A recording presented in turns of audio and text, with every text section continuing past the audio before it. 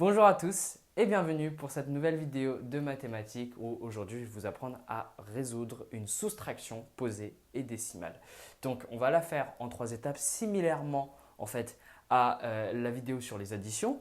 C'est toujours le même schéma. On va apprendre à poser une soustraction, à la résoudre et à ne pas oublier la virgule à la fin. Toujours très important.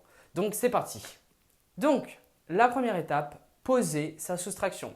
Comme pour l'addition, on n'oublie pas de bien aligner tous les termes correctement et surtout les virgules. Ça va être très important pour résoudre sa soustraction sans faire d'erreur bête. Donc c'est parti, on va prendre nos deux termes juste ici. Souvenez-vous en fait ici, on peut mettre un 0 pour indiquer qu'il y a un vide pour vous aider à mieux résoudre, surtout quand il y a des soustractions. C'est très difficile à concevoir quand il y a des zéros et qu'en fait on ne met pas les zéros, on n'explicite pas les zéros. C'est beaucoup plus simple en fait de mettre un 0 ici. Donc voilà, première étape, faite, simple. Vous voyez comment tout est bien aligné et qu'on a ajouté les zéros inutiles pour mieux visualiser justement le calcul. La deuxième étape, celle de résoudre sa soustraction. Déjà, je ne vous ai pas dit, mais normalement en sixième, il ne devrait pas y avoir trop de pièges, mais vous devez d'abord faire en sorte que votre soustraction, vous puissiez la faire. C'est-à-dire que vous devez voir si le premier terme, il est plus grand que le deuxième terme. Parce qu'imaginez, si vous vous retrouvez avec 1 moins 10, comment est-ce que vous faites? Vous ne pouvez pas le résoudre avec les outils actuels, du moins pas pour l'instant. Et c'est pour ça que vous devez d'abord faire en sorte que justement, le premier terme soit plus grand que le deuxième terme.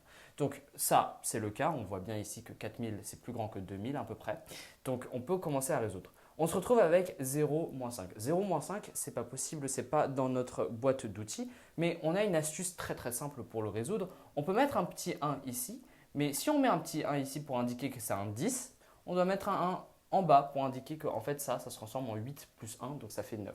Donc là, on se retrouve non pas avec 0 moins 5, non pas 1 moins 5, mais 10 moins 5. Et 10 moins 5, on sait faire. 10 moins 5, ça fait 5. Ici maintenant, comme je vous l'avais dit, ça fait 8 plus 1. 8 plus 1, ça fait 9. 9, donc ça nous fait 7 moins 9. Encore une fois, on ne peut pas le faire parce que 7 moins 9, le 7 est plus petit que 9. Donc on va refaire la même astuce. On prend le 1 et on le met ici. Donc du coup, ça nous fait 17 moins 9. 17 moins 9, je vous laisse réfléchir, ça fait 8 effectivement. Et ici, 6 moins 9, toujours 6 est plus petit, donc on va encore refaire la même astuce. Ça fait 16 moins 9, 16 moins 9, ça fait 7 exactement.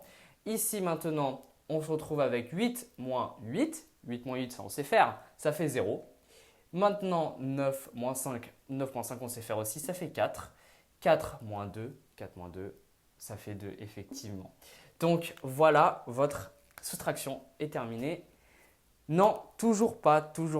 La soustraction n'est toujours pas terminée. Il ne faut au grand jamais oublier sa virgule. C'est encore une fois pour cette raison qu'on aligne tout bien correctement parce que comme ça, vous n'avez pas à réfléchir où mettre la virgule. Est-ce que vous devez la mettre là, là, là, là, là, là? Non, c'est ici.